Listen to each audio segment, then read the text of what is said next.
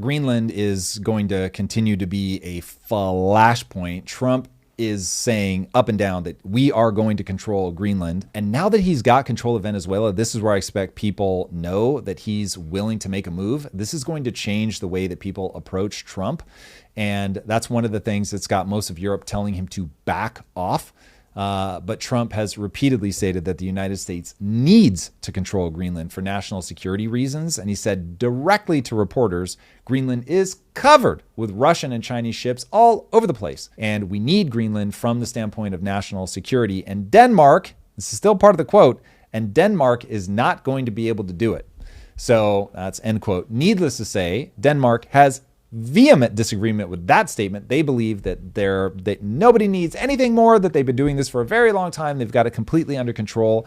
But Trump is not budging on this one and is not going to rule out using military intervention, which is wild. Multiple people from the White House have backed that up. Yesterday, White House Press Secretary Caroline Leavitt said in a statement, and I quote, President Trump has made it well known that acquiring Greenland is a national security priority of the United States. The president and his team are discussing a range of options to pursue this important foreign policy goal. And, of course, utilizing the U.S. military is always an option at the commander-in-chief's disposal.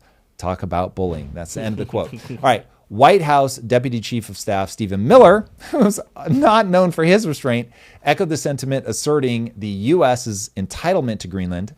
I hate that, but nonetheless he did it, and dismissed the possibility of military opposition. Not that we wouldn't do something militarily aggressive, but that we wouldn't get any opposition if the U.S. does decide to be aggressive.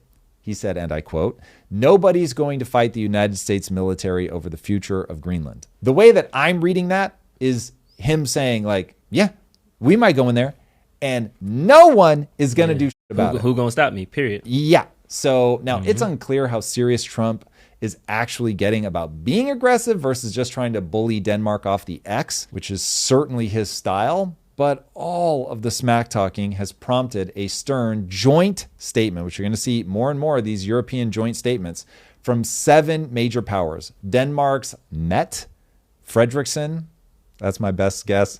France's Macron, Germany's Merz, UK's Starmer, plus Italy, Poland, and Spain, they all declared these are universal principles: sovereignty, territorial integrity, inviolability of borders, and we will not stop defending them. End quote. Yeah, we'll see. I mean, look, all of this is rhetoric. I'm not expecting some huge blow up over Greenland, but this is where like you just start bothering enough people. With each one of these moves, you make someone inside of the different countries your enemy, and you start stacking up enough enemies, and eventually people will do things even that go against their best interest because they feel some type of way. Trump should not act as if you can just bully. He's going to have some carrots. Now, the carrots are always economic. So if you've got a way to either use the Venezuelan crude oil to lower the costs across Europe for energy, okay, maybe. Listen, I'm going to be slapping you around in Greenland, but like, we're going to really back you over here. I'm seeing a lot of comments in the chat. My general consensus is that, like, Europe don't want these problems. Y'all haven't fought a real world since the 40s. Y'all can't even take care of your own stuff. We're still the #1 military. We got it. Now, I don't want this to just be American hubris, but is it really like nobody can stop America and we're going to keep expanding until we meet a sustainable force that can stop us? Yes, certainly right now. Yeah. But remember, there are 2 things that will restrain a nation. Thing number 1 is just military might. You run into another military. We're not going to go roll up on China. We know that would be suicide. But like speaking of Greenland, I don't see anybody on the Greenland side rolling up with a tank trying to meet us. Correct. Yeah. And I think Stephen Miller is right about that. And we'll get to that in a second. The second thing is the own internal conscience of your country. So your country has a culture, it has a value system, and it will stop you from overstepping that value system. That's the thing that's going to keep us in check. So it becomes a question of how much is Trump willing to ignore the populace, or how much is the populace behind him? Maybe he can sell it. And everybody's like, yeah, let's go get Greenland.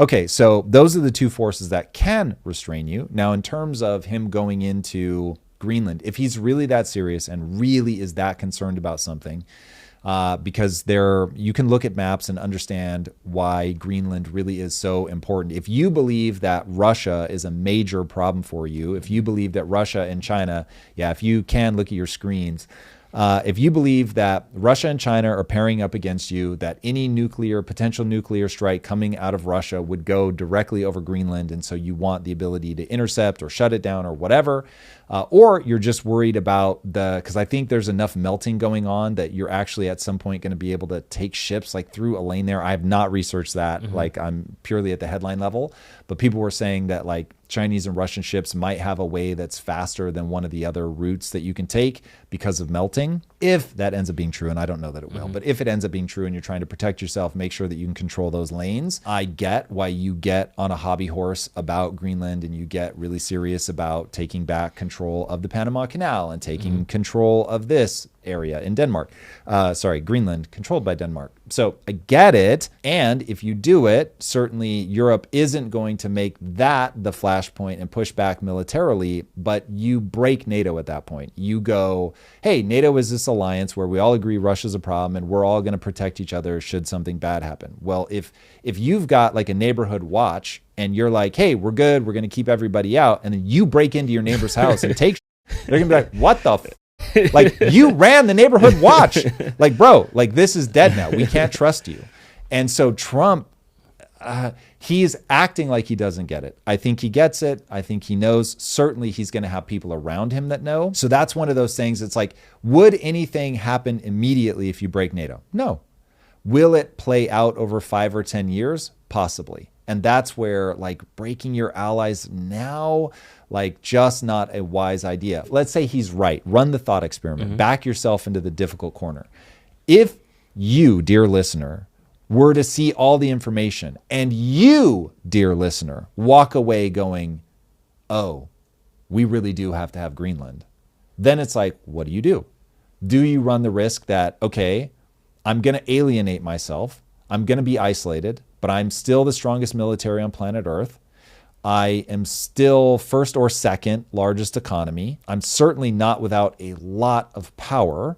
I know China's in trouble. China is pumping money into their economy as if it were COVID. It's wild. So they're in an economically fragile position. So it's like, you know that it's not like they can just go guns a-blazing either. So it's like you can sort of set them aside, peer competitor, going to have to deal with them in a minute. But for right now, I know I've got to protect myself from a Russia-China alliance. I know that these shipping lanes are opening. Remember, this is hypothetical, but I know that these shipping lanes are opening, so I have to be very careful. I've got to lock this down. I know that if they were going to launch a nuclear strike, which feels maybe increasingly likely, I've got to control that airspace. To do that, I've got to control Greenland. I'm looking at Europe and I'm like, these wits haven't done anything to beef up the defenses there in God knows how long. We pay for most of their defenses anyway. I do not trust Denmark with like a key strategic defensive area. Now remember, in this thought experiment, you, dear listener, agree with all of this. Then what do you do?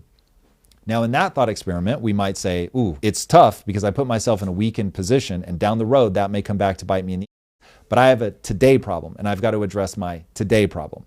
So I can see Trump building a mental model where that's the truth, and he feels like he has to do this. Now, I don't have enough information to believe that that's true. So for me, I'm like, what are you doing?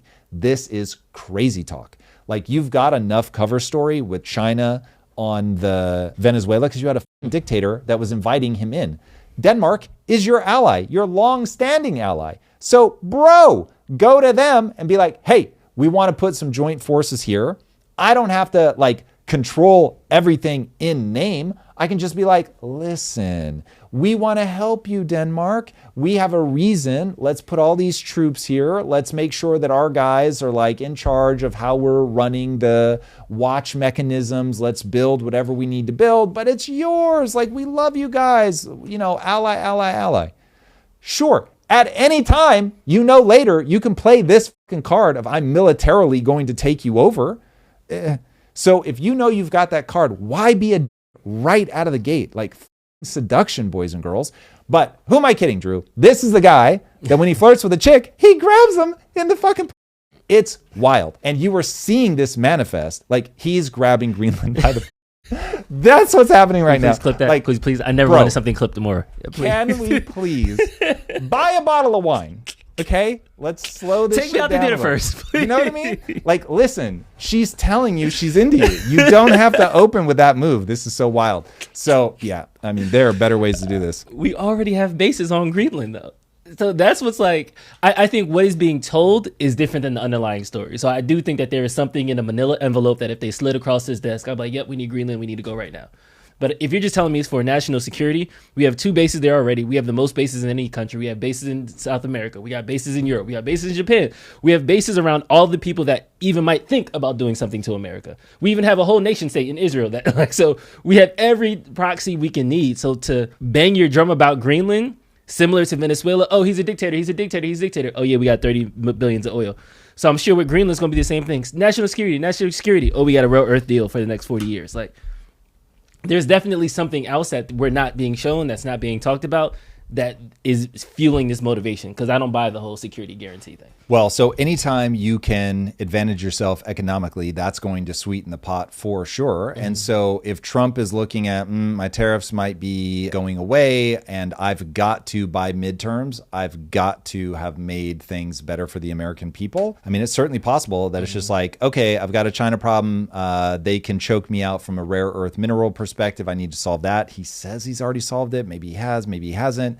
That's part of it. Oil helps a little bit. I mean, so it's possible that that's playing a bigger role in his decision-making than I think. But I really, when I look at this and I go, this is just a president who's trying to increase America from an economic position, going in and doing a strike on Venezuela and kidnapping their dictator, when you know that like there are now gangs roving the streets that are pro-Maduro, that are like pulling people over and checking to see if they've posted anything on social media that's pro-Trump. So it's like, you know that overseeing all of that long term is going to just be filled with question marks. So if you're only doing it for that reason, like Jesus Christ, this would be the dumbest way. Go back to drill, baby, drill. Like go back to building better alliances in the Middle East. All of that would make sense. But going into a hostile nation and trying to take them over, trying to like coup the government, what? Now, when you go, they were allowing China in my backyard. Yeah, to understand how ferociously one country will respond when they believe that their adversary is posting up an advantage in your backyard. America and Russia walked the entire world to the brink of nuclear annihilation because Russia moved weapons into Cuba. And America was like, we will legitimately nuke you. You have to get them the fuck out. Like that's you push a nation into believing that it has an existential threat on its doorstep. Once I go, that's the mental model that his advisors have. Like remember, Trump's not a guy sitting alone in a room being like, we should invade Venezuela. He's surrounded by a bunch of people that are like, bro, let me walk you through the history. Let me show you how this stuff plays out. Let me tell you about the Monroe Doctrine, right? So this is when you plug it into that, boom, it clicks into place. And it's like, oh, the oil's a sweetener. Oh, being able to pay back our companies who I'm sure have been barking at every president since the 70s about give me my fucking money back. All of those are sweeteners for sure. Like it's not like that stuff is lost on him. But I'm just saying you don't make a move this potentially risky. Because listen, between now and the midterms, Venezuela could go so wrong. Like anybody that's clapping like a seal and is like, oh, Venezuela's settled. What? Like right now, Maduro's number 2 is in position. And you may have to coup her if she gets out of pocket. So it's like if the U.S. citizen watches you keep sending like these lightning strikes to do like the crazy snatch them in the middle of the night exercises, they are going to get increasingly nervous. So this has to start paying off. It has to pay off quickly. It could go wrong 1,000 different ways. So if it was just about the money, there's just easier ways to make money. Yeah.